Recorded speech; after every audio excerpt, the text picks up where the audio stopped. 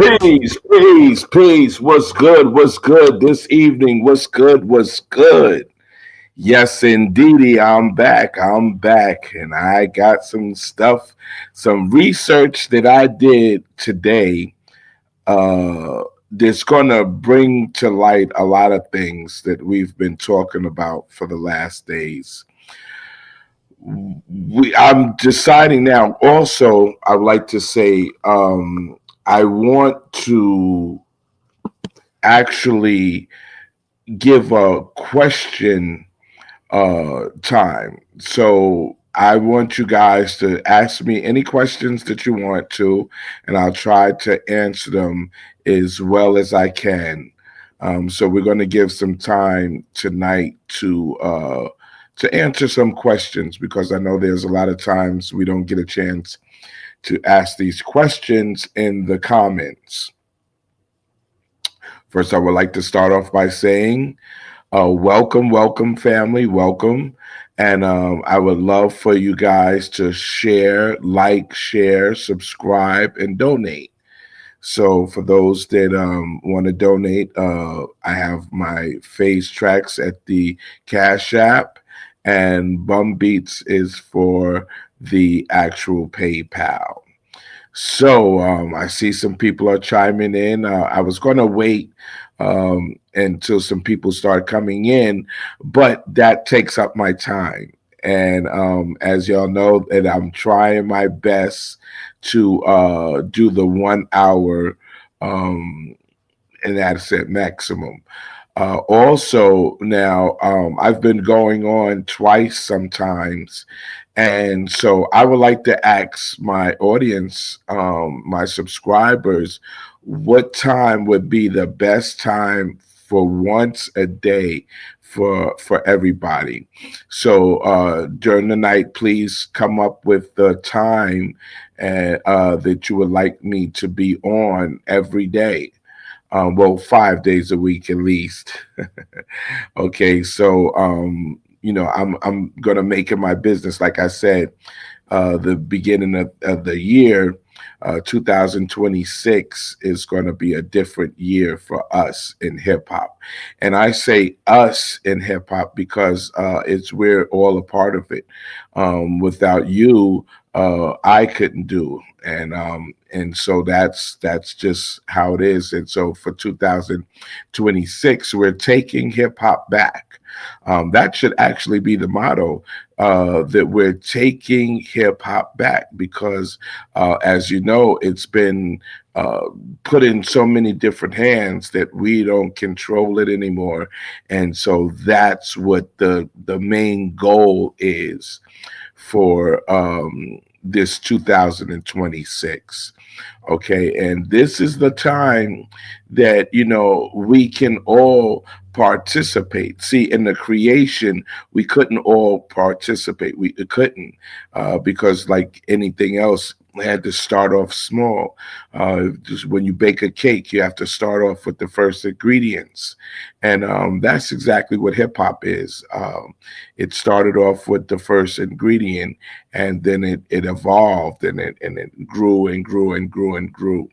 So we're gonna dig into, first of all, I know I said it earlier on the other video, but we're going tonight to exactly understand together. We're going to understand why 50-50 even came into an existence. Why did all of a sudden we were just doing something, and then all of a sudden 50-50 came into existence? That's one of the topics that we're going to do. So, okay, so the title is I explain the creation of hip hop. So that's what I want to do. Now, people get confused when I say 1970, 1971. So the best way I can put it is in 1970, that's when things were coming into play. I looked up a couple of things. I sure did. I looked up a couple of things. And in 1970, hold on. Okay. We were in the Vietnam War. Okay. So the war started in 1954 and it lasted till 1975. So for those that were remember, um, I know in the projects we had a broom closet, what you call, and in the broom closet we had these giant canisters of water. That's what the government had gave to all the households was these big cans of water, and that was for war surplus. And so that had you. I know you're asking, well, what does this have to do with hip hop? But it has a lot to do with hip hop. So those canisters, and if you remember, those were the beginning times in 1970 when the government started giving out government cheese and the government cans of pork and rice and stuff, and you didn't have to be on welfare or anything to get those things. So the people that had it already, that had the money to get it, they would put it in this broom closet and just leave it there for for anything, rainy days, I guess you would call it, or whatever. But some families needed it, and they needed it as to live off of.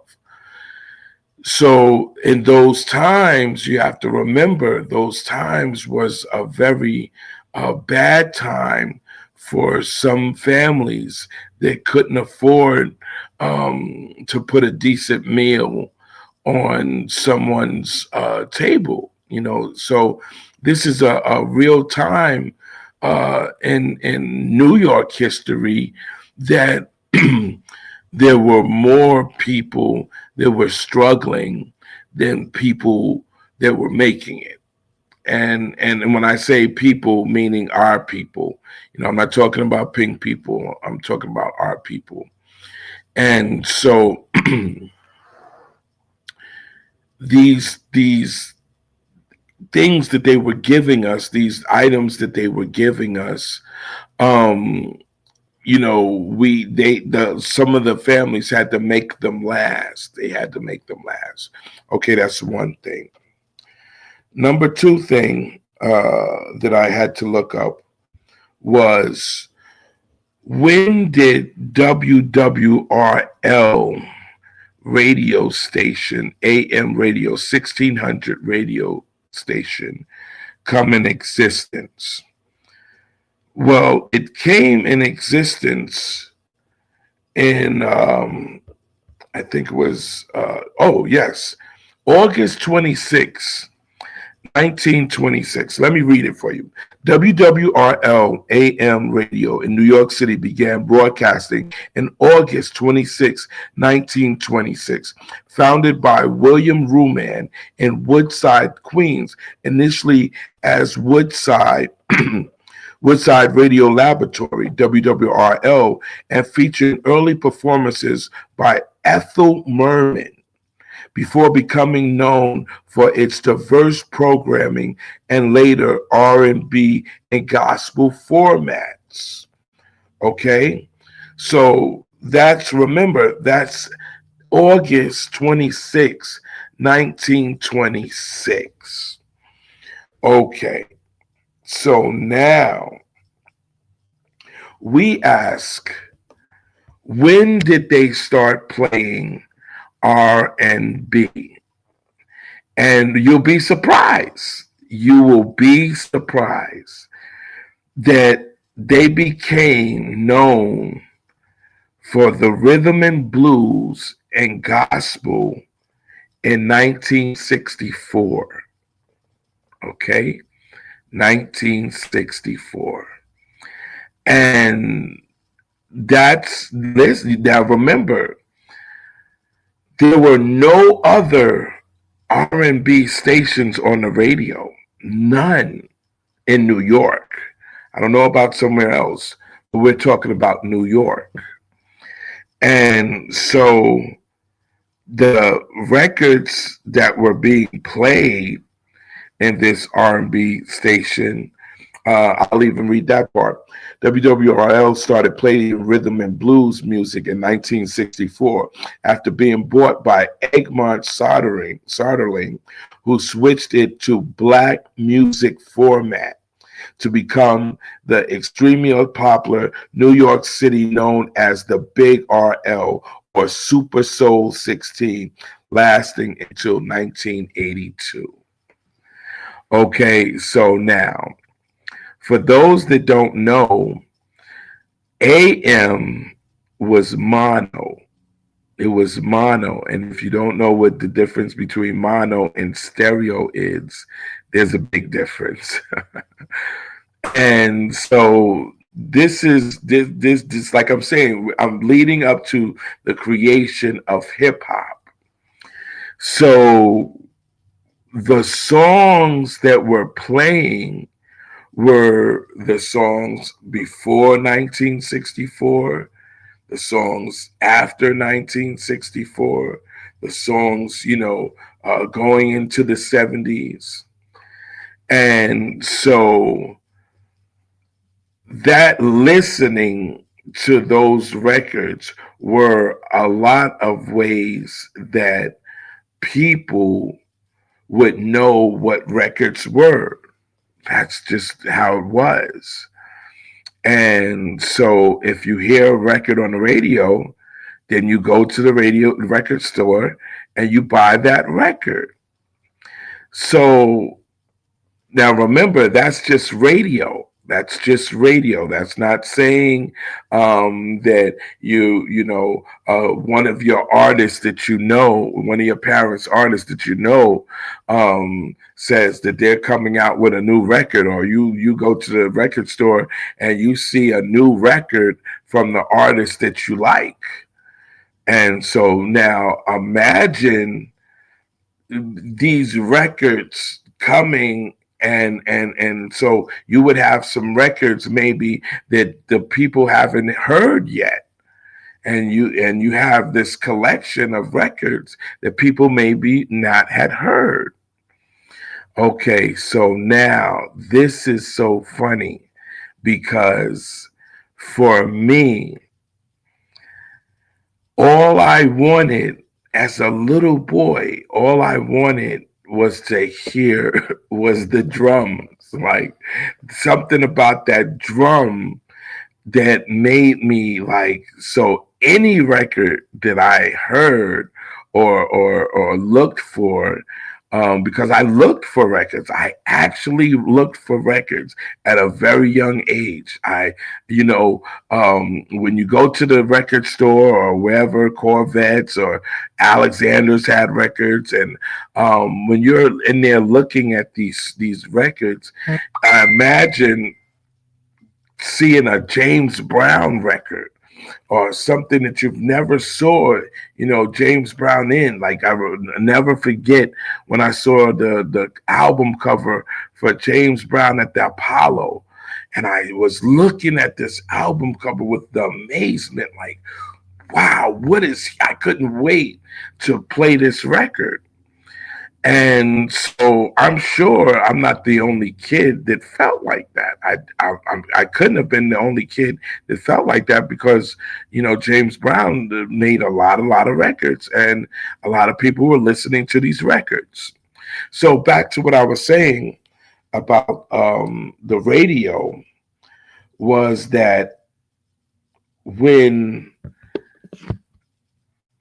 these records were playing, and be it made that there's a lot of times that people don't understand. In the South, they had juke joints, and these juke joints were basically underground clubs. and they would go in there and they would drink moonshine, and they would just rock all night long at the juke joints. So a lot of the Southern people, to get a better life, moved to places like New York, Chicago, D.C., a lot of the cities, Detroit. And so just so happened that my parents moved, just like a lot of other parents moved to New York. The first stop for my parents was Harlem. And so that's why I was born in Harlem. And so, they brought that juke sound, and they brought that juke feeling, that juke culture from there to here to New York. And so that alone just gives you a feeling of what is inside of me, and the people that I was friends with, because they had similar stories to me. Now, I was talking about the Black Spades earlier. So similar stories with them. And now, because they're older than me, they might have a chance to go and do things, more than I could probably do, because, they might could have gone much earlier than me to, so out of the projects. My out of the projects meant that I walked up Rosedale to Westchester Avenue, make a right, and I went to 47, which is the elementary school. Then we moved to the second section, so I would have to walk to Watson and walk up Watson to Pugsley Avenue, and that was junior high school 125. So I had a little limited space to go, but as being, a bad kid, those were the places that I was supposed to go. But that didn't stop us from going to Castle Hill, where the Soundmasters were, or it didn't stop us to go on the Bronx River, where Kato was. He was a karate master. It didn't stop us going to Soundview and to Monroe. I had cousins in Monroe. I had cousins in Soundview. I had a cousin in Bronx River. That's where I met Jazzy J. And so going around in these different places, I was able to meet people, see things, see how things were going. So I had a conversation today, a long conversation with someone that I've been going back and forth with for a couple of years now. And one thing that they didn't realize was that hip hop had to be created. You didn't just come and say, oh, scratching and cutting, and the MC rapping on the mic and saying, and people. That was not the creation of hip hop. It evolved to that, but that's not the creation. So the creation had to start somewhere. And that's the point that I'm trying to make. That the way that it started was different than what is told that it started. And so that's why I try to explain my experience of what became hip hop. All right. there's a lot of things that I don't want to say here, because then it will take the suspense and stuff off of the book that I am writing. So there's a lot of things that I just don't say, but you have to understand that there's a creation to hip hop. And it's just like, I was asking the guy today that I was talking to. All right, he says that this about this time, and he says about this time and this year, and after it evolved and everything. But I asked him the same question that I asked a couple of people. Well, were you here at this certain time to see something? Were you here to see something? And of course, the answer was no. So if you were not in the carriage room, or you weren't in the lollipop, or you weren't in the bowling alley, or you weren't in front of one of these buildings, um, there's no way you can say that this didn't happen. There's no way you can say that. You can't say that, no, this didn't happen. How do you know? You weren't there. So he kept on going on and saying certain things about how, if you took out cutting and scratching and MCing, would you have hip hop? The answer is definitely yes. Definitely yes.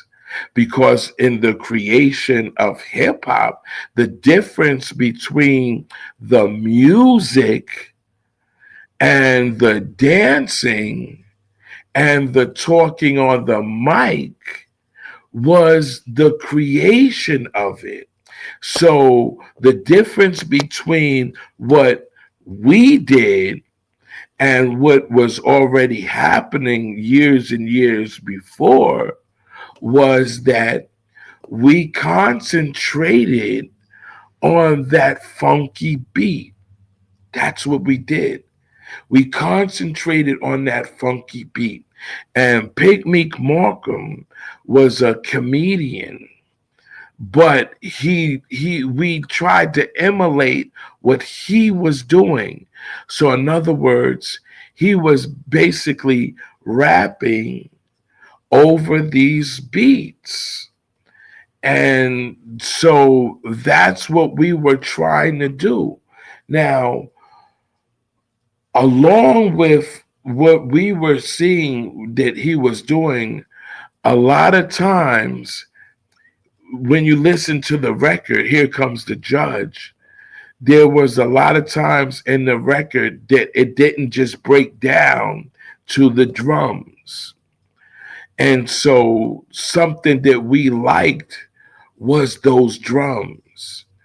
And so there were a lot of records that I had collected that had the breakdown where it was just these drums. Now, this is what people ask me. And anybody that knows me, everywhere that I live and where I'm at or whatever, I have tons and tons of records. I have a house right now that I've had for years that doesn't have any furniture, doesn't have refrigerator or anything. It has 3 floors, and all is in there are crates and crates of records. If anyone knows me, they know back in the 70s and the 80s, I gave record conventions at the New Yorker Hotel. And a lot of people have bought records from me. Kid Capri, Herc, Bambata, Lenny, Breakbeat Lenny, just Premier, Showbiz. A lot of people have bought records from me at these conventions. I remember Kid Capri. He would be we'd be bringing the records in there, and Kid Capri will be standing outside waiting for us to put the records in. Now, and you can ask him if anybody knows Kid Capri. You could ask him, and he'd be waiting. And so we would have, sometimes we would put records up on the wall, and so Kid Capri would, he would come in there and try to get as many records. And same thing with a lot of people. A lot of people used to come to these conventions that I was giving and King George was giving. And so we've been doing that for a long, long time. So we would have just a great amount of records, and a lot of those records were just nothing but looking for the break. And so finding those breaks was something that we did. Now, the reason why I brought up the radio station is back in those days, a lot of times when it came to the break, because a lot of breaks are in the middle of the record and then the record continues after the drum solo. A lot of times, the radio stations would, when it came to the break, would take it off or start talking or put on a commercial. And so that's why it was, oh my God, they didn't play the part that we really wanted. So for us, and then also you had to wait for that record. So they might play that record one time early, and then they wouldn't play it for a long time after that, and you want them to play, and you wanted, so our thing was to, instead of waiting for them to play it on the radio, we decided to get the record and play it ourselves. And that means a lot. That means that, we were able to manipulate the record. We were able to play the record at the way we wanted to play it. We were able to, and but another thing too is that there were only but three speeds of the record. So you had six, well, I think it was four, because you had 16, you had 33, 45, and 78. Those were the three speeds of the record, the three speeds. So we couldn't play the record the different ways that we wanted to. So that's one of the things that created hip hop.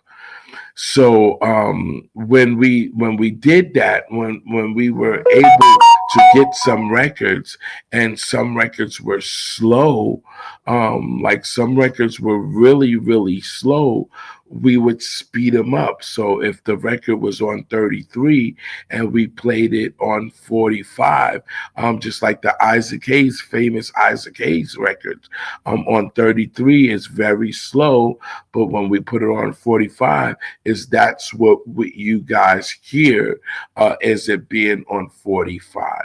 And there's a lot of records like that we used, and the radio station would never do that. Okay, so now this is one of the reasons why the radio station, yes, would be playing the top records that they did, but they weren't playing the records that we wanted them to play, and they didn't play them the way we wanted them to play. Okay, so now the difference between just going to a party and somebody putting on these records to going to a party and we're playing these breaks, these bits of records that they're dancing a new kind of dance. So when you say a new kind of dance, what are we talking about? because there was always burning. There was always burning. There was always dance. There was always dance. There were always records that did have a solo in it. Way before we started just concentrated on the solo break, there were records that had that. But what made it hip hop was taking those records, taking that dance, taking that talk on the mic, and combining it together. So that's the creation. That right there is the actual creation of hip hop. And so a lot of people feel like, okay, well, that's still not hip hop. That's not it. Hip hop is when you're cutting and scratching and when you're rhyming on the microphone and, and graffiti and all of this other things that it evolved to. Okay, so yes, later on things were added, and if you want to keep it funky, the Puerto Ricans and Jamaicans were added. They were added. So do you call them the creation of hip hop? No, and the reason why is because the formula of hip hop was made with just those three things. You understand? It was made with just those three things. Then fashion got added to it. So people say, so you wonder, you say, okay, if you take out fashion, is it still hip hop? If you take out on the mic, is it still hip hop? If you take out the dancing, is it still hip hop? And I would say to you that it's the creation of hip hop. And what started what we know now as hip hop is the drum beat, the drum break. Okay, so because people that ask me questions and people that swear up and down that they know what they're talking about, I had to go and dig and do some research.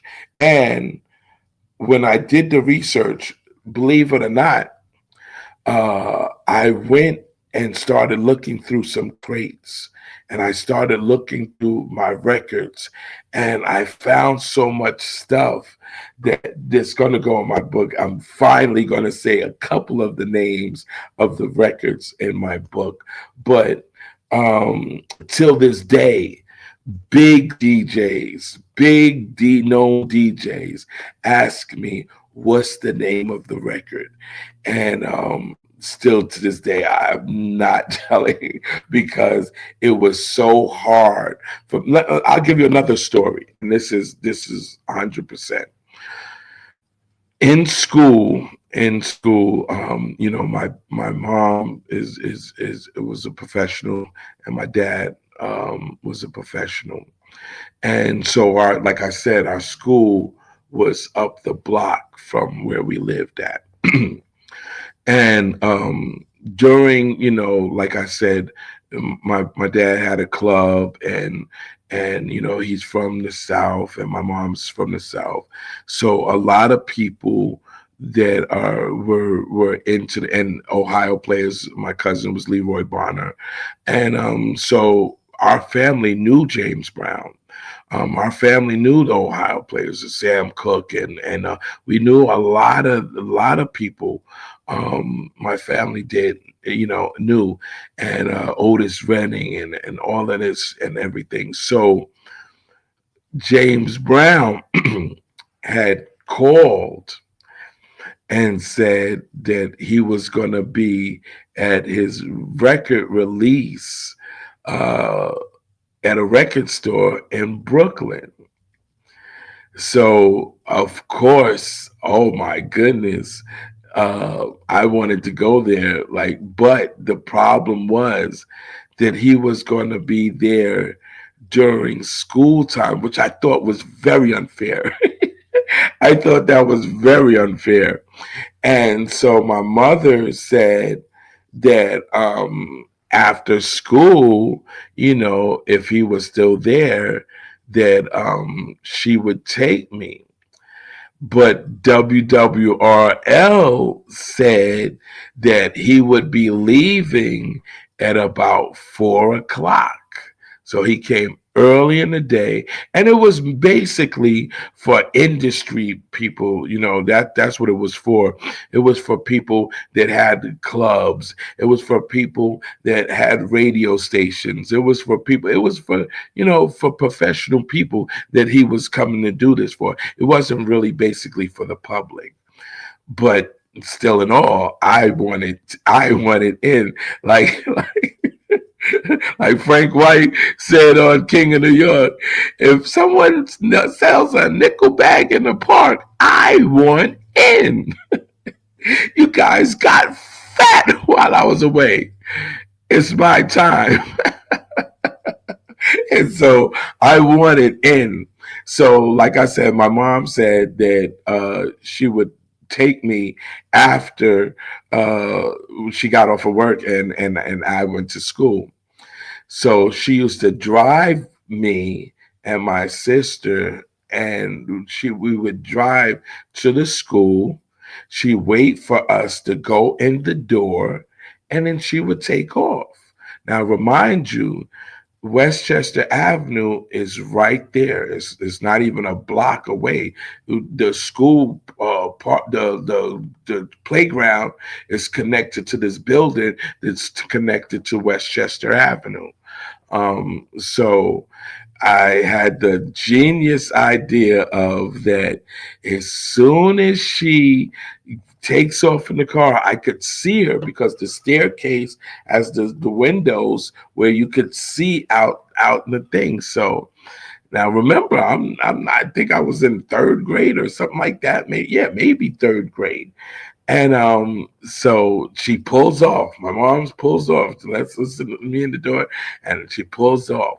So now remember, I'm supposed to go straight to my class, but I see her pull off, and I jet back downstairs, bust open the door, and run to the train station. Okay, I run to the train station. Now, the funny part about this whole story is that as a little boy, people, I don't understand why people didn't say, oh, well, what is happening, why are you by yourself or something.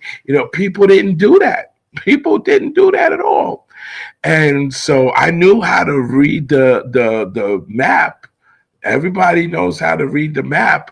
And on WWRL, they had already said, because back then, a lot of people took the public transportation.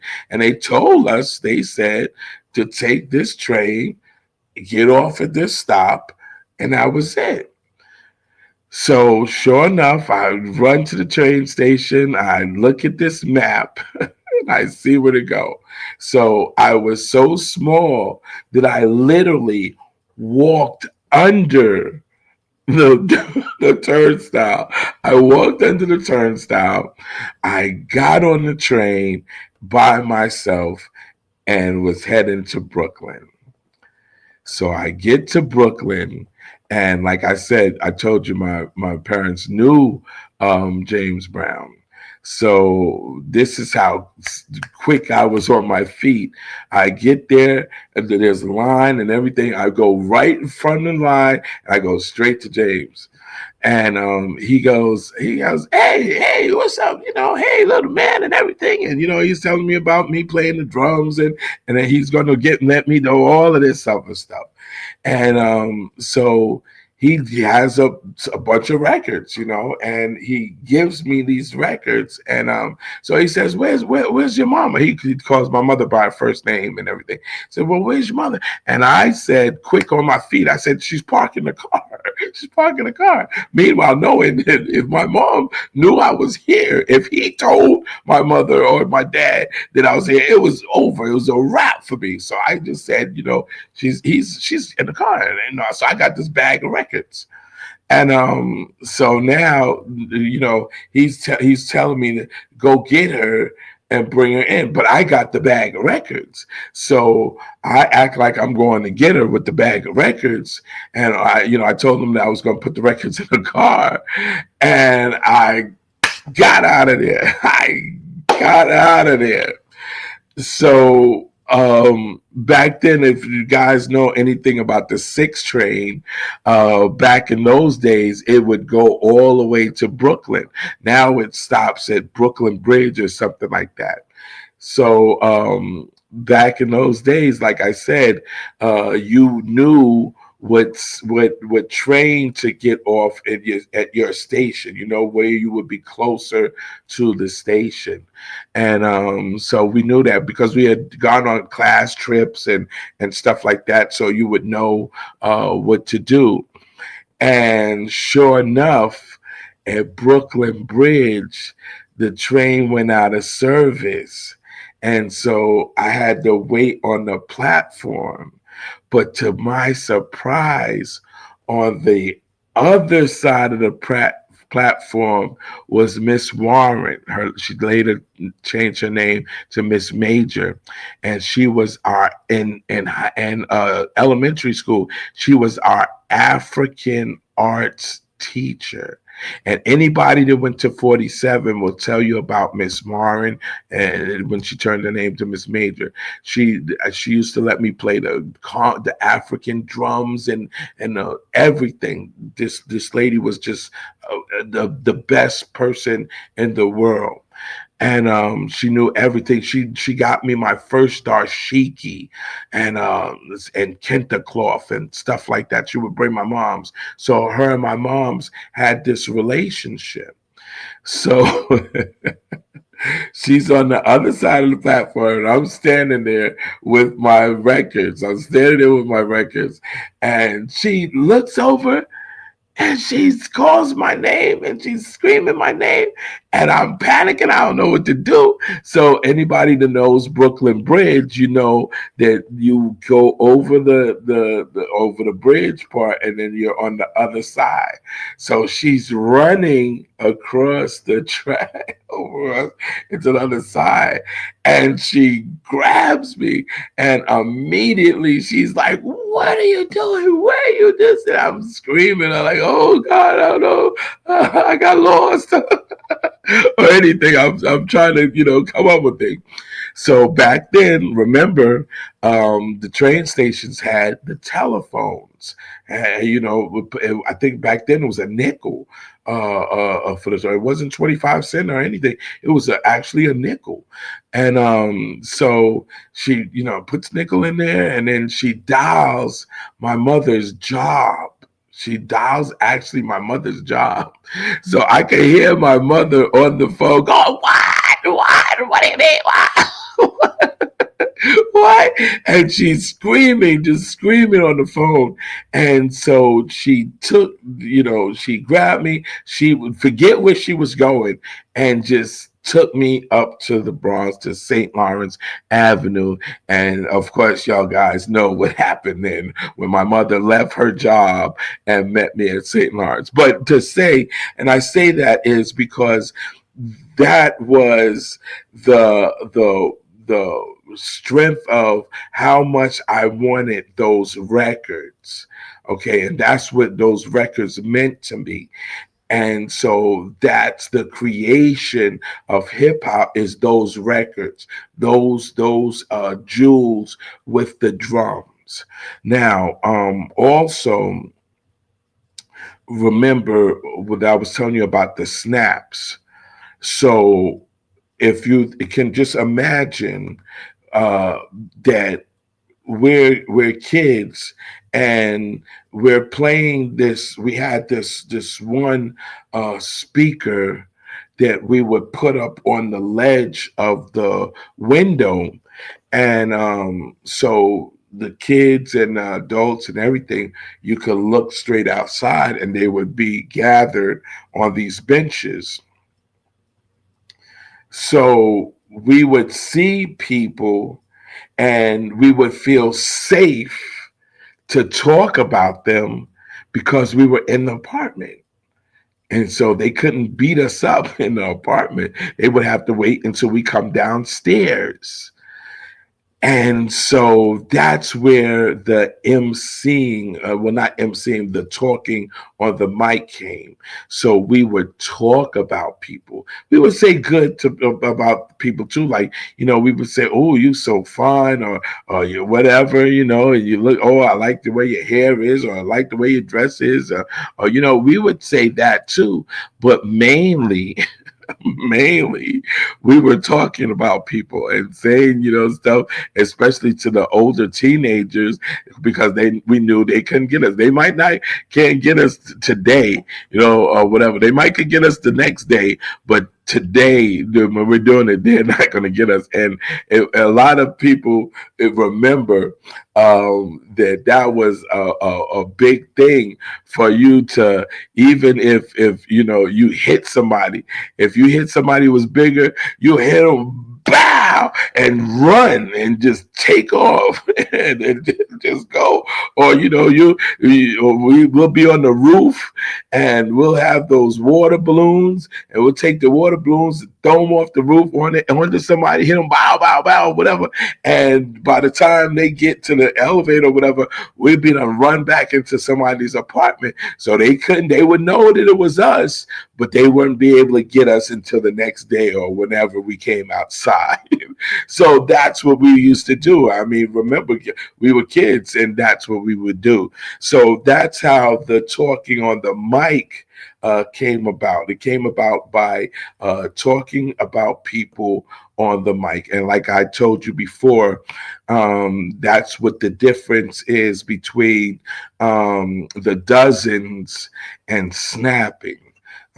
That's the difference, because the dozens is rhyming and snapping is just straight out insults. Okay. So now we have the music part of it and the talking over the mic. So now there are some of us that couldn't do the music, or didn't have the snapping ability, to think of these snaps, but they did know that they knew how to dance.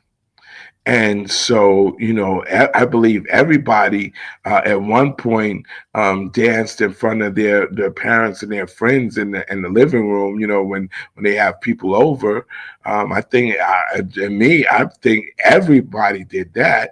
And so now, remember, they're not dancing to a regular song; they're dancing to these drum breaks. Now, people ask me, and this is so crazy. People ask me, how did they go from one record to the other?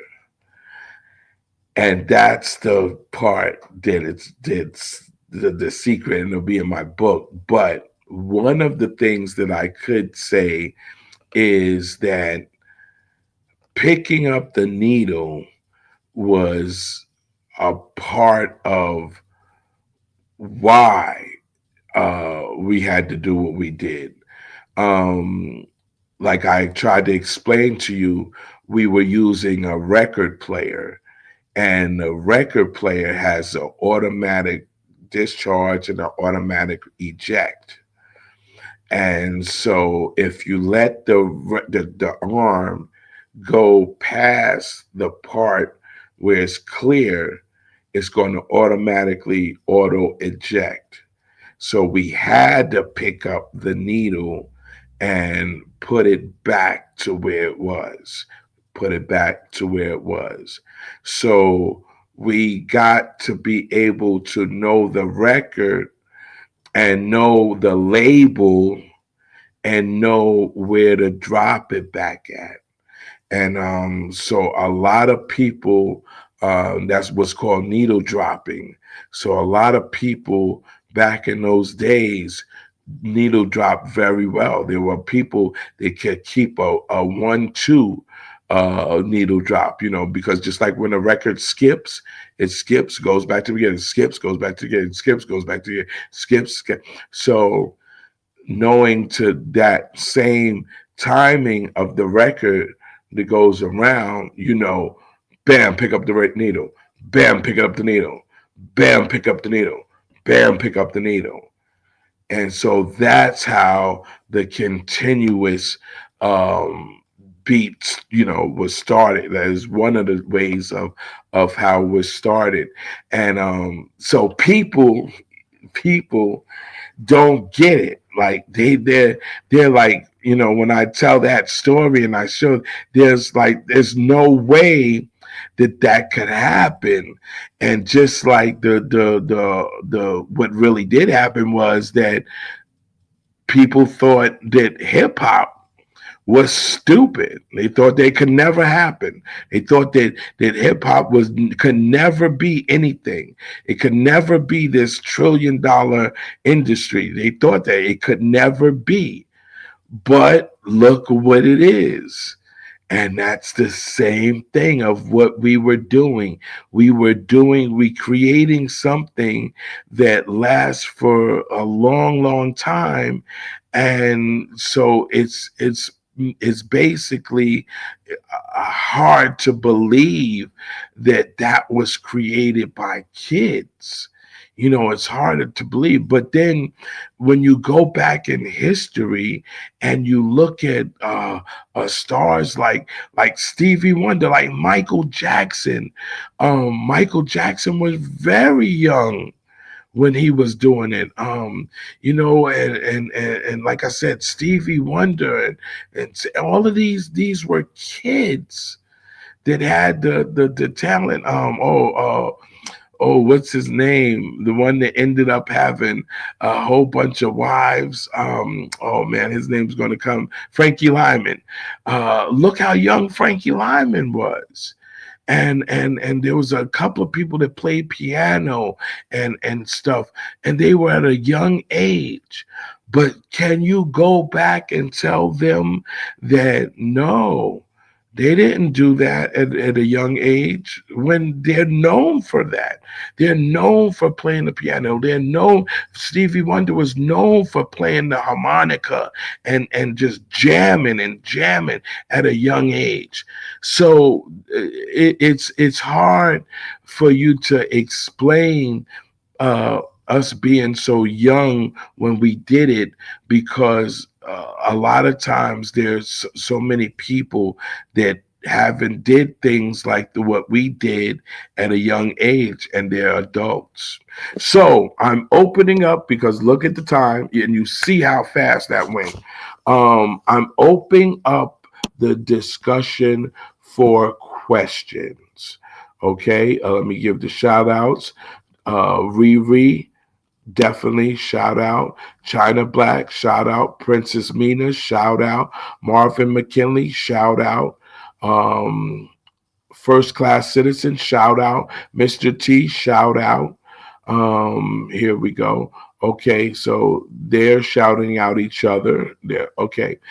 Could you go into depth about the rocky relationship between blacks and Latinos? Yes, I can definitely. That's Mansa Musa, 2012 in New York City. Okay, so in the 60s, um, Spanish people. I'm not going to say just Puerto Ricans.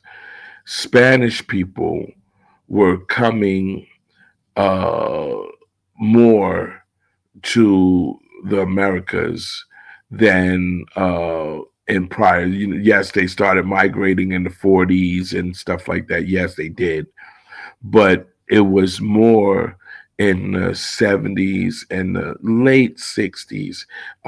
They became to come more. They did, and like I tried to explain before in another video, um, remember, they're a Spanish speaking place. They're a Spanish country, if you wanted to call it back then. Okay, it was Spanish speaking country. And a lot of them were, if you look at older pictures of Spanish people, a lot of them had pink skin. A lot of them did. It's just keep it real. And they had straight hair. They had straight hair, just like pink people. And so what I've learned, and a lot of them tell us that they were under the impression that they were going to be accepted by these pink people, and by seeing what the pink people were already doing to us. So they got a chance to see that we were slaves. They got a chance to see, the riots, and how the police officers beat us, and attacked us with dogs, and shot us, and hung us. They saw all of that. So they didn't want that to happen to them. So they wanted to be on the side of the pink people that were doing that to us. And just so happened, when they got here, the pink people were like, no, you're not down with us. You're not down with us at all. Go hang out with the N word, go be with the N word. And so now, at that time, in those early times, they were totally against us, because they were totally already ready to do to us what the pink people did. So now they're in the same area, or that we are, and so they don't know what to do. So, like I said, remember, and I might not have said this on thing, but they were known, even till the day, to have 50 in one apartment. So they would have 50 people in one apartment. And just like now the Mexicans are now, they'll have 50 people in one apartment or one house or whatever. And so they would come, like in gangs. They would be, basically in gangs. And so, like I said, they had this resentment with us already, and so it was more relevant now that they're in the same places as us. And so they were doing a lot of jumping. They were never just fighting one on one. They were doing a lot of jumping. And so, a lot of us were just tired of it. It was like, no, we're gonna whip your ass, and simple as that. And and that's where the knives came, because you remember, like we were talking earlier, that every Puerto Rican had a knife. Every Puerto Rican, I don't care how old you were, how young you were, every Puerto Rican had a knife. We knew that for a fact. And so that's where the relationship was terrible. So that's why, it's the people that were there, the people that know that there's no such thing as 50-50, because in those early days, no. And I saw Charlie Chase on an interview on Drink Champs, and he said that no, that we were always together, and I had black friends and Puerto Rican friends, and maybe at the time, when he was there, that started. But like I said, when the Black Spades was created, when hip hop was created, there was none of that. They were totally against us. Till this day, the generations from them and them still, I believe, resent us and don't like us. And like I said, I kind of brought it up of why they don't like us, and it's because of, like I said, we have a soul, we have a swag that they just cannot match. They cannot match it. And that's basically how it's happened. Okay, where was I at? Okay, so let's go to this one. Okay, I remember that government cheese inside that that rectangular brown cardboard box. Yes, yes, and so it was the cheese, and they had these tin cans, metal cans that had pork written on the front. Some of them had pork, some of them had beef, and till this day, I don't know what part of the meat that was, what part of the animal that was.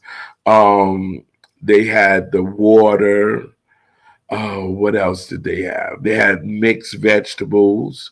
They had carrots in a can, and stuff like that.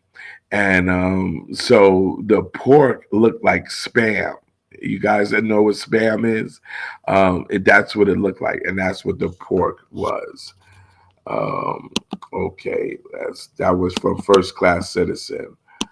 Um, Princess Mina said, "First Class Citizen, that made the best grilled cheese." Right. And now this is, and that's another thing that I was thinking about the other day. People don't get that we were so young. How many people were so young and would fry bologna? You would fry bologna, or you were so young and you knew how to make a grilled cheese sandwich. We were young. We were young at those times, and you come home from school, and your mom's or dad or somebody doesn't want to fix you something to eat. What do they do? Tell you to do, go make you a bologna sandwich, or go make you this or whatever. And we used to do it. I learned how to cook scrambled eggs a long, long time ago. I was very, very young when I learned that. So yes, that's basically, we did a lot of things back in those days, at a young age. Just and remember the times before that. Um, People were getting married at 17 and having a family at 17. People were running their house at 14, taking things and doing chores at 14. So young people were that's been for a long time. It just started happening, a couple of generations now, that young people are considered just kids. But back in the days, the farther you go, I used to, watch on TV and stuff, and some of the kids would know how to shoot the gun and all of that. It just it's just different. It's just so different. First Class, Most High, what's up? Peace, DJ Phase, peace, Lord. Um, my first hip hop record. This is Ill One. My first hip hop records were Fatback Band featuring King Tim the Third, Green, and White Label, and Spoonie G Silver Label. Both were 45s. My first hip hop record was Here Comes the Judge, Pig Meek Markham, and that was 19, I think, 68 maybe, and that was my first record. Um, Also, well, he had another record, but I'm not going to tell you guys the name of that record. And also, there was a comedy record, and I'm not going to tell you the name of that record either. But there was a comedy record that came out in 1967, and on this record, um, the drum beat was boom boom da da boom boom da da boom boom da da boom boom da, and then he would say something. The drums would stop, and then he'd say a snap, or he'll say, talk about a lady and or what the lady did, or very nasty or whatever.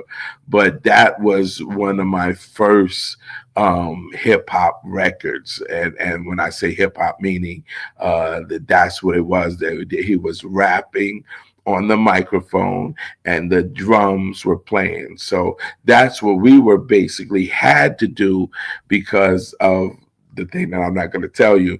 But so the drums would go boom, boom, that, kaboom, boom, that, kaboom, boom, that, boom, boom, that. And then it'll stop, that.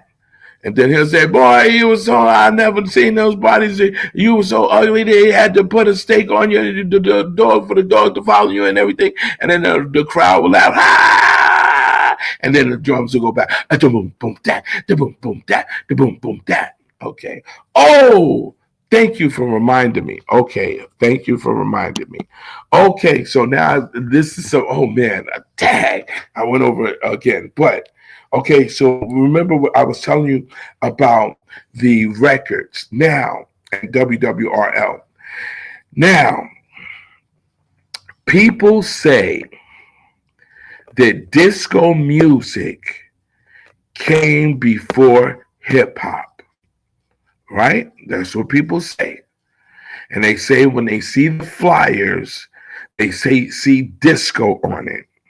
Now, remember, I was telling you guys about what the actual disco record is and what it sounds like and what's happening.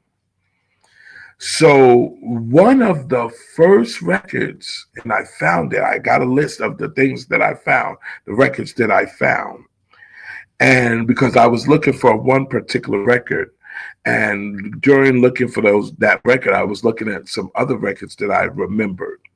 And also, the guy earlier today asked me about Soul Makusa. So the record that was similar to disco was in 1972, and that record was The Intruders. She's a Winner, and that's 1972. Now, the difference of that, and remember that's 72, hip hop started in 70 and 71. So the difference of that type of disco is number one thing, it was made for older people. Okay. It was made for older people, and they broke it up so it wasn't just that 1 2 1 2 1 2 or 3 1 2 3 book stat.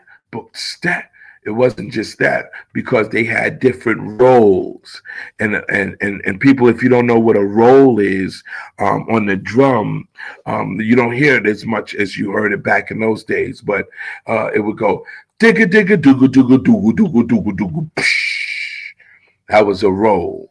Okay, so you hit the snare drum, digga digga digga digga. The digga digga was on the snare drum, and the dooga dooga was on the tom tom, and dooga dooga was on the lower tom, and dooga dooga on the floor tom, and then the crash cymbal. So if you listen to records in the 70s and stuff like that, you'll hear a lot of those rolls. You'll hear a lot of those rolls. So that breaks up that boop stats, boop stats, boop stat. That's what breaks it up. Okay, so that was one of the records in 1972. The OJ's Love Train, and this is the Philadelphia sound. Soul Makusa, Love Unlimited Orchestra, which Barry White was in 1973. Okay, so now let's look up. Let's look up what was considered disco music and why it wasn't for us. Okay. Disco is a genre of dance music and a subculture that emerged in the late 1960s from the United States urban nightlife scene. African American, Italian American, Latino, and this is the key part. Listen to this part. and queer communities. You hear that? And queer communities. That's the key word, queer.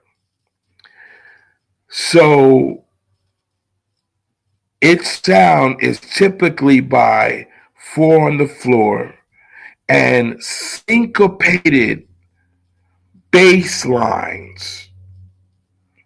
Syncopated bass lines, string sections, brass and horns, electric pianos, synthesizers, and electric rhythm guitars. Now that's what the genre of disco music is about. You don't hear them talking about heavy bass drums and snares and hi-hats. You don't hear that because the basic disco beat is the bass drum, boom, the hi-hat, pss, and the snare, that, boom, stats, boom, stats, boom, stat, boom, stat. And now, just like today, there's a lot, and I don't want to sound crazy, I really don't, but that that that thing that was the queer part of communities is in house music now, right? I'm not saying nothing wrong. I'm not saying nothing wrong. That's in house music now. And what is house music? House music is basically disco. has the same beat. Okay, so now what part of that was a part of the creation of hip hop? Nothing at all. Not one part of it was with the creation of hip hop. And that's just keeping it real. Why when I keep it real, it's like such a problem. It's like a problem because I'm keeping it real. I wish everybody would keep it real and we wouldn't be in this position right now. Okay. See, First Class Citizen and Ill One, they have a lot of questions, and I like that. But this time it says, Ill One 10 says, that was one of the first commercial rap songs with King Tim III on vinyl. My uncle cousins had that record. Yes. And I know Riri is gonna probably get on me because they were close to the Sylvia Robinson family. I was close with them too. I knew them, for studio work and because I was a drummer. But a lot of things are coming out about that first commercialized record, which was the Sugar Hill Gang, Rapper's Delight. There's a lot of things that are surfacing that years ago weren't surfacing.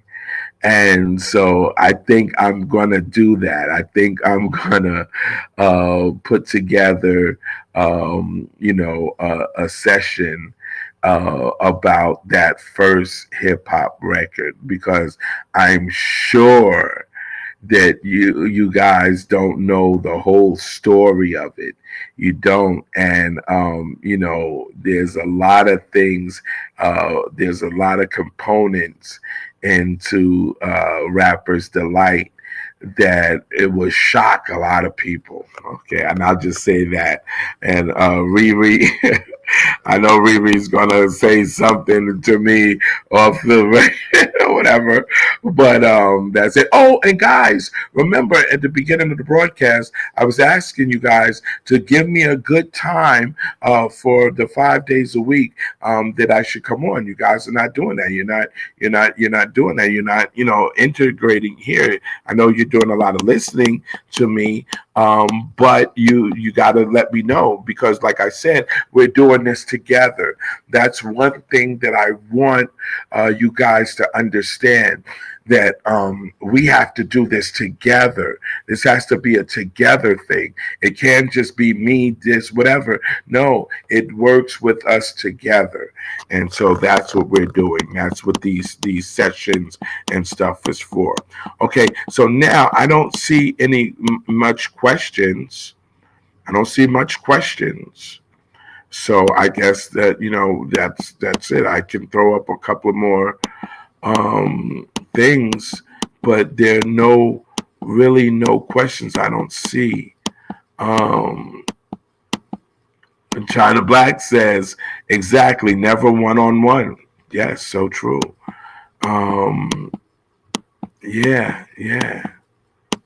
Wow. Yeah. Pig Meat Markham, yes. Wasn't Herb Kent the cool gent, a member of the Intruders? Yes. Wow. What do you know about Kent? Herb Kent? Yes. Wow. You didn't know? I didn't know people didn't know that. Yes, sure enough. Disco became known as, and he has the rainbow music eventually. Well, you say eventually, but as we know, that's how it started. It started from that scene, that queer scene. So don't disco wasn't becoming. It started off that way. That's what it started off with. Mega band, house music is Chicago, hip hop is New York. Yes, there's a lot of Chicago music, but like what we were saying was that when disco music was created, it was based in New York, and so house music derived from disco music. So you have to go back to where it derived from. And so I guess when it did become house music, I guess, yes, you can say that it's from Chicago based. Yeah, I'm willing to agree with that. Um, okay, Mina, first class citizen says to Mina, I bet YMCA was their favorite. YMCA. Wow. The funniest scene with YMCA was in House Party. That was, I mean, was it House Party? No, dun, dun, dun, dun, the college one, not House Party, or Animal House. The Animal House. Yes, that was, that YMCA was just, oh my God. Okay, what's good, FaZe? What's good? Patrick Young. Peace, Patrick. What's good? This is a good time to do lives for show this time. Okay, so I got one comment or one thing to say that this time is a good time to do a live. FaZe, were Spanish deep into Rainbow back then? I said I would answer all questions, so I have to answer this question. In the 60s and 70s, Spanish people were known for certain things. One of the certain things that they were known for was sexual assaults. They were also known for homosexuality. The first person that I saw like that was a Spanish man, and I didn't understand it. He had his t-shirt up above his stomach and twisted in a knot. And he was talking so crazy, like a woman. He was talking. And he had on these tight booty shorts. And he was like, and I believe that he had his lips were so red that he probably had on lipstick, but kind of wiped it off to make his lips redder. And he had on his scarf, and he tied the scarf on. And that was the first time that I had ever saw a gay person. That was the first time that I ever saw it. And from that day on, like, I'll never forget that. Like, I never would forget, why was he trying to talk like a girl? Like, why was he doing that? And he was sucking his teeth and rolling his eyes, and I was so young and I couldn't understand what was going on. But that's what it was. And so that was known. If please don't just listen to me. Go ask older people, and go ask and find out if that might be the case. Just don't take my word. And that's what I ask a lot of people to, if you don't believe me, then ask someone else. And 9 times out of 10, then when they say the same answer, then it's shocking. And it's shocking. But yes, that's what they were known for. And that's just true. Okay. Still no questions.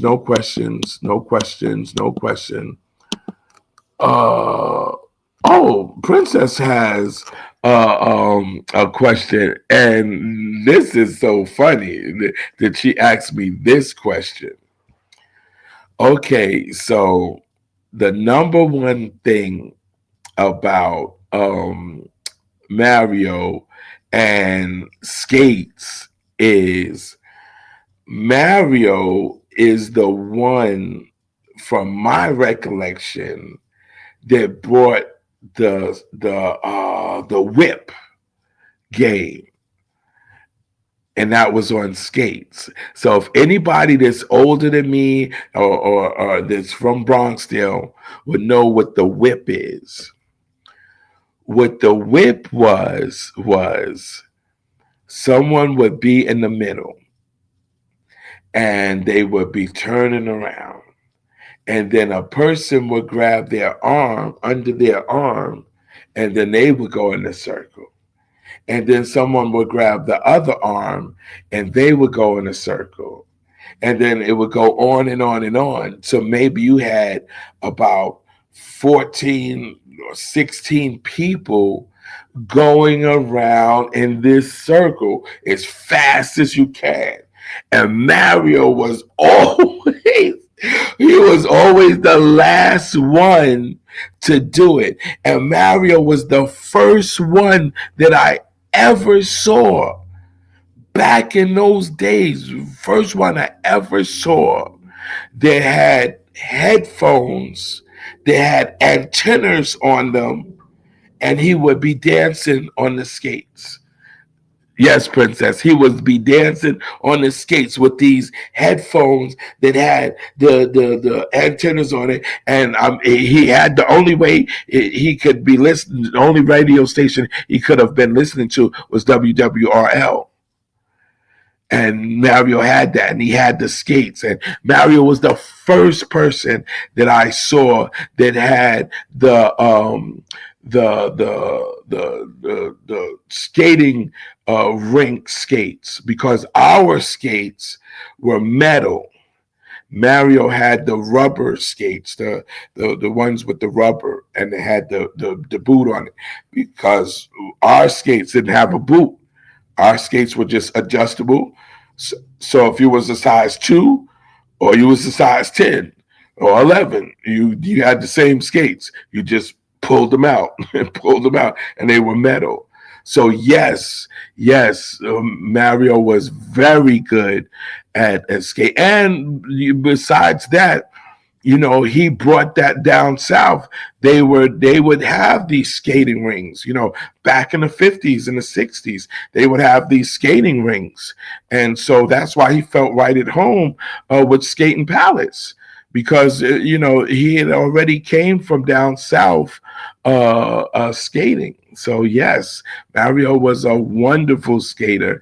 And like I said, ask the older people about what the whip was in Bronxdale, and they'll tell you, yes. And Mario was one of the masters of whip, because now this is, and someone in my building on the first floor broke her arm doing the whip.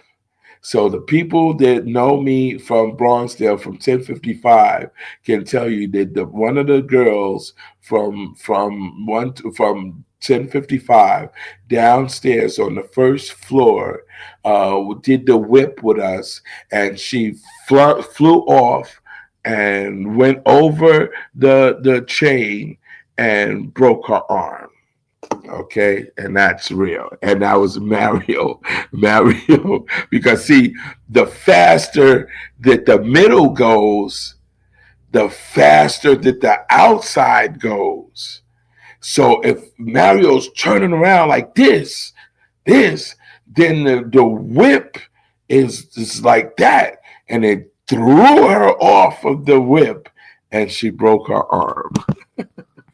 I can blame who it was now, because it's so many years later. Okay. Question, DJ Phase. Oh, finally. Okay. Question, DJ Phase. Were you aware that our late sister Angie Stone had a hand in creating Rapper's Delight by the Sugar Hill? People say that. People say that.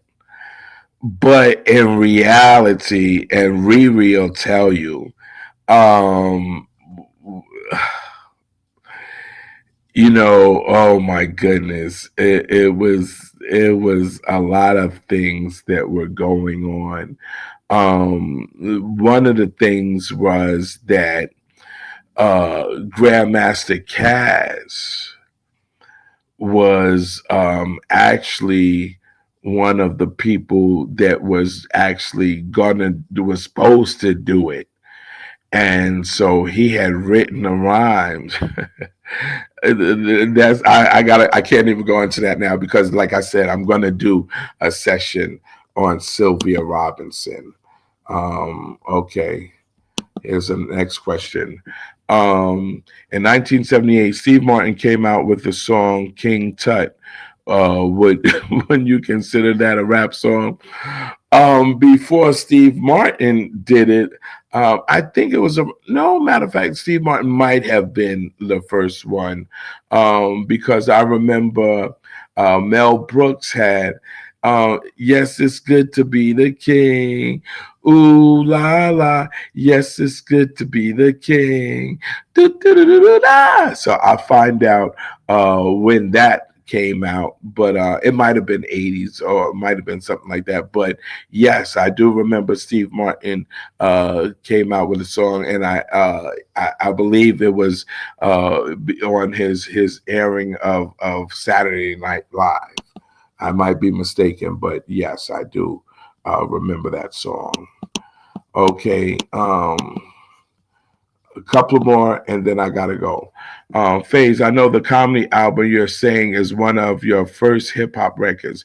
He has a comedy skit where he's talking about kissing a gorilla, and my girl, not Navios, she's a Chicago hoe. Close, close. That was the second one, but very close, and know exactly what you're talking about. And that's very, very close.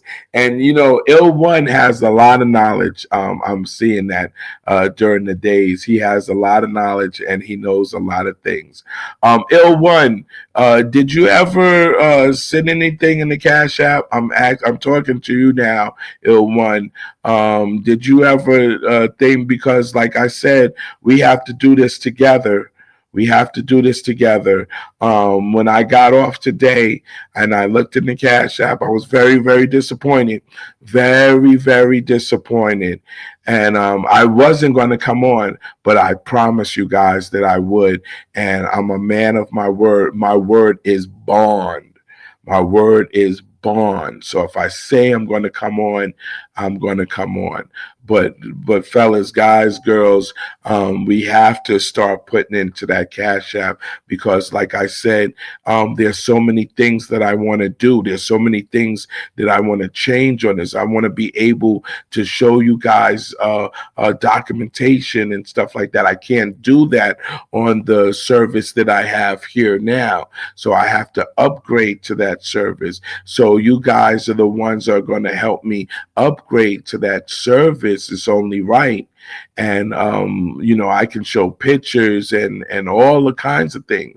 So Ill One, yes, you're 100%, almost 100% correct. And I'm glad that you didn't speak of the name of that album. Keep it to yourself. And yes, that was after the one that I'm talking about, but it was the same principles. Okay, that looks like it's it. Looks like I don't have any more questions. Oh, I have to see this one. That Spanish dude that you were talking about probably invented the first Daisy Dukes. Yeah. I listen, you know, till this day, and this was over 50, maybe over 55 years ago, or whatever, when I saw it, and it's still like it was just like it was yesterday. So that's how much it scored me from that time. Okay. Let me see. I'm seeing comments, but I'm not seeing any. And phase I know seeing that traumatized you. Yes, it did till this day. Like it's hard for me to wear dungaree shorts now. To this day, like you know. Oh my goodness. All right, so it looks like yes, it is. No, Angie Stone did not have. I told you when you started talking about Sylvia Robinson and Jersey and Inglewood and all of that. Riri was gonna come out and tell the truth. So when and you know, like I said, I love you, but when I start saying the stuff that is definitely confirmed, Riri's gonna be very, very so I'm not looking forward for those reactions. Um yes, Ill One did contribute. So wait a minute. So hold on. Let's go back to what Riri said. Riri said, no, Angie Stone did not have a hand in it. Right. And but then she says, yes, Ill One did contribute. So I don't know. I don't know what that means. Um, yes, I donated to you twice via cat. Oh, cool. See, L one is yeah, know there was something about you I like. Know it. So see, follow L one's lead. Please follow L one's lead. I only asked the question because Angie Stone herself made the claim on Vlad TV. She said Sylvia Robinson cheated her and her group. Well, Angie Stone was, I believe, was in what was Essence or no, oh my God, I can't even think of the group. Sequence. Yeah, I think it was Sequence, right? And see, no, no, I'm not. I'm not gonna do it. I'm not. You all almost got me. Y'all almost got me. I'm gonna do a session on the whole Sylvia Robinson, Sugar Hill records, Inglewood, Leland, and Bobby, and I'm gonna do a whole one on that. So that will be very good session. Um, like I said, and the things that I'll talk about are firsthand, that I know, that I talk to them, that I talk to Sylvia, I talk to Bobby, I talk to Leland, and so this is something that I didn't hear. Is something that they firsthand told me. So it's now no secondhand smoke. It's just firsthand. Okay. All right. Riri did all of those crying things. I know she is ready. China Black said sequence. Yes, so I was right. It was sequence, right? I can believe it. Okay. Okay, so that's it. That's it. Phase, you skipped my question. Well, your question, Princess, was Mario a good skater? And I said yes, he was a wonderful skater. He was very very good, and he was the first one that I ever saw dancing skating. I hope that answered your question. Yeah, he was the one, like I said, that brought the whip to Bronxdale. And the whip was a roller skating thing. No, I asked another one under Riri. No, what was that? Ask again, Princess. Ask again. Ask again what the other question is, so I can answer it. I might have didn't see it, so ask it again, Princess, and I'll answer it best that I can. Mega Band Sequence came out after Sugar Hill Gang. Well, all of them came out because Sugar Hill Gang was her first hip hop act. So yes, Sequence came out after. But Princess, I don't see your question again. I don't see your question again. Maybe let me scroll up and see if I see it. Hold on, because I don't see it. Phase, you skipped my question. First cast citizen. I dance a lot. I love music. I don't DJ though, but I feel I have a couple of hidden talents. Okay. Yes, Mina. So I know you inherited a lot of those talents. Okay. Phase wasn't two of my father's cousins in the spades and also DJs too. I think so. Just making sure. Yes. Yes. Yes. Yes. Um, uh, I thought you saw the video on the culture since '71, but since you asked that, I'm actually working on your family and what their contributions were to Mario. Okay, so that's a whole nother thing. But yes, yes, two of your father's cousins in the spades, and also DJs too. Yes, yes, yes, Princess, that's definitely true.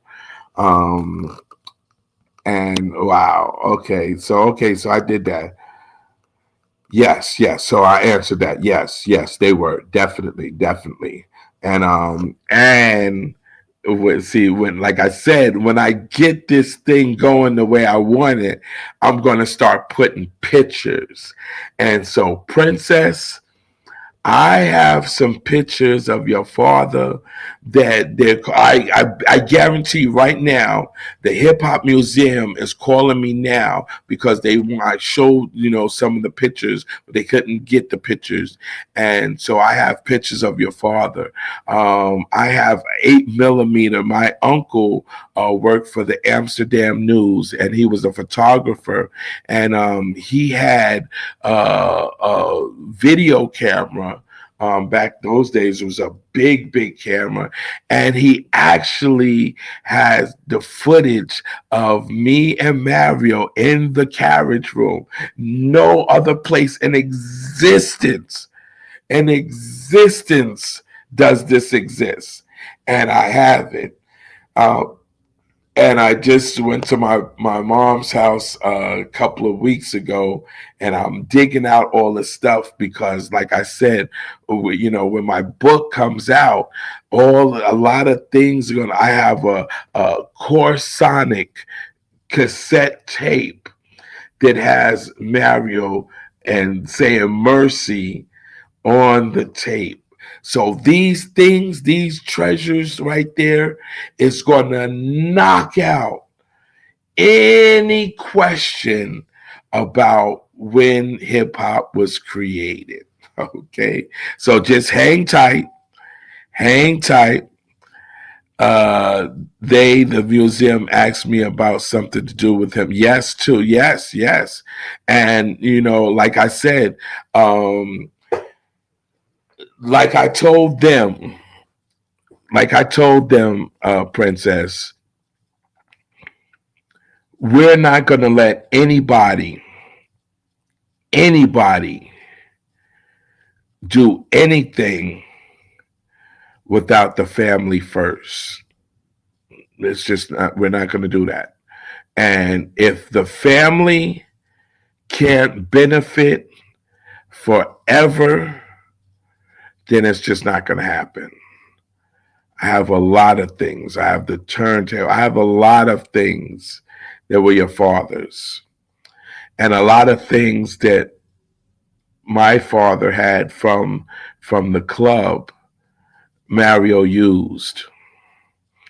So I have those as well, along with my Mickey Mouse pull the ear down Polaroid camera that we used to take the film to the shack, the camera shack, and Corvettes. So yes. Okay, wait a minute. There's one more question. And then fellas, I gotta go. It's already 1:45. I've been on here. Yes, I have one more question for you tonight, Cool DJ Phase. There was a award show that had like all the co-players like Bottom Beater, Buster Rhymes, and other non-FBAs on the panel. Did I see it? No, I didn't see it. And the reason why I didn't see it is because, number one, the backing, the whole presentation of these award shows and these things are thieves. It's the only way I can put it. They're thieves. They had nothing to do with the creation of hip hop. They don't give back to the creation of hip hop, and they all they do is take, take, take, take, take. So they're the original Dr. Columbuses. Simple. They take from us and don't give to us at all. From the $1 trillion business, none of the creators should have to work another day in their life. It's $1 trillion business. So no, none of the creators should have to work another day in their life or their families. But that's not how it's happening. So that my friend is why we're doing what we're doing right now. We're doing exactly what we're doing right now. And so I know they're shadow banding me. I know that for a fact. I know that because just like the notifications, there's so many people say, "Oh man, you was on. How did it?" Because of being shadow banned. Because the people that be don't want this information to get out. They don't want us to know the truth. They don't want us to. And so by us having this platform to do it, we have to make sure that we can do it and get the word out. You know, one of the things that people asked me the other day when I was talking about black, they said, well, what's the solution? I would never tell you guys the solution on here or Facebook or Instagram because that's like telling the bank that you're going to rob them. Think about it. You already see the agents that are implemented into just my little sessions. You see the agents that are there. So I would never say the solution or what our plan is going to be. But the way that we are going to get together is we're going to be able to talk in code and we're going to know the code and we're going to know within something that I've said last year or the year before means something that I'm trying to explain to you guys now.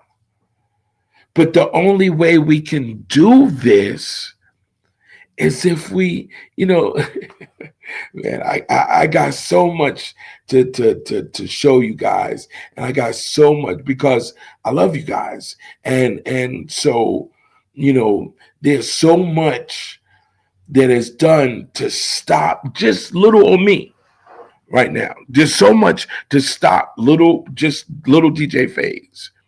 So that means a lot. It means a lot. And those shows that you're talking about is a way to persuade someone to think that way. So I know I did not watch it at all. Okay, I think that's it, right? Yeah, that's it. That's it. Let me put up Riri's thing again. Okay, China Black said that's what's up. Yes, whoa, China, watch when you see this. It's incredible. You know, people don't even know what a Corsonic cassette tape is. You don't even know. I can tell you what it looks like, how much it costs, what the package looked like, what the case looked like. I have it, so I know. But people don't know what the Corsonic tape was. So I'll tell you guys. The Corsonic cassette tape was Corvette's brand tape. So if you guys don't know what Corvette's was, it was somewhat of a department store, and they had everything there at Corvette's. And back in the days, on the second floor, you go in, you go up the escalator, and you make a right, and all the way in the back was the record department. Now, see, that's another thing. Nobody could have told me that. Nobody could have told me that because a lot of people don't remember that. A lot of people don't remember that. China Black says Corvettes was the joint, but the people don't remember that. But I know when you go up those escalators and you make that right, in the back was the record department. And sheesh Louise. Phase, do I have any 8-track tapes? Sure do. I have 8-track tapes. I have cassette tapes. I have reel to reels. So I have a lot of stuff. I have a reel to reel that we did in the carriage room. I have I had recording 8-track. A lot of people didn't have that. but they, and then later on in like maybe 74, they had a box 8 track that had the record button on there and that you could record, because that's when they came out with the condenser mic.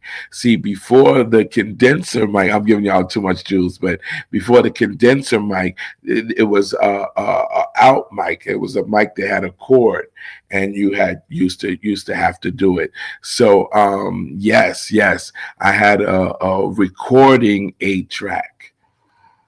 Okay, that's it, guys. I know I said it again. So, like I said, Riri has that up there. Salute DJ Faze. He has put an end to the Milli Vanilli lies and the birth of creation of hip hop. Yes, yes, I am. Thank you, guys. Thank you. And so, like I said, continue to do this, because we're gonna beat them. We're going to beat them, and we're going to take hip hop back to where it rightfully belongs. Okay, so that's it. Let me get out of here. And so did we decide on what time? Okay, well, he said this time. That one person said this time. So tomorrow, I will go on. From tomorrow on, I will be on at 8 o'clock for Monday through Friday. Monday through Friday, 8 p.m. DJ Faze will be on, if the the donations keep it going.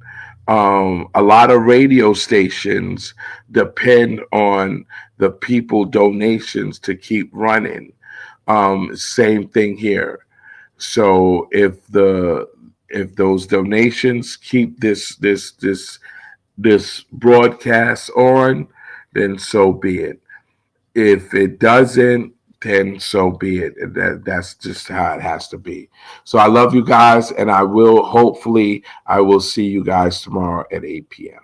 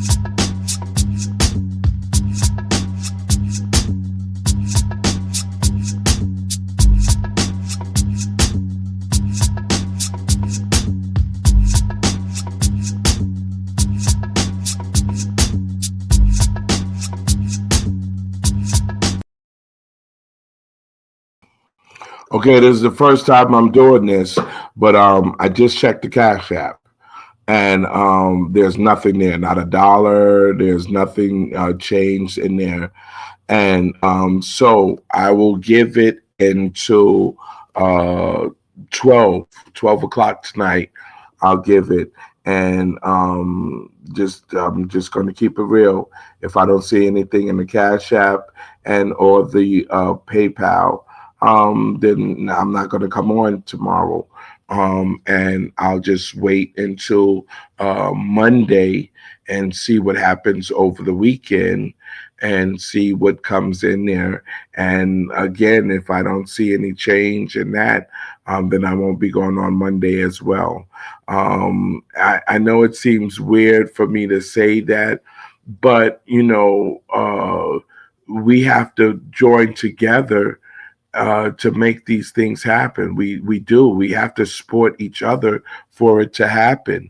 I send to the radio station. I listen to 88. and which is a jazz station, and they depend on us. So, is a dollar, send $2, $3, $5, whatever I can send at the time. I send to them and to keep them going because they're giving me music that I love, and what I'm doing is I'm giving information, well needed information, and so that's what I'm depending on. So, like I said, I'll wait until 12 o'clock. If I don't see something in there, then I will not be able to be on tomorrow, and that's just how it is. So, you guys have a wonderful night. That doesn't mean that I don't love you guys any less. I don't. I really, I love you guys just as much. But sometimes we just like cable. You have to pay for cable, don't you? You have to pay for a cell phone, don't you? You have to pay for food, don't you? So it's the same thing for information. God bless.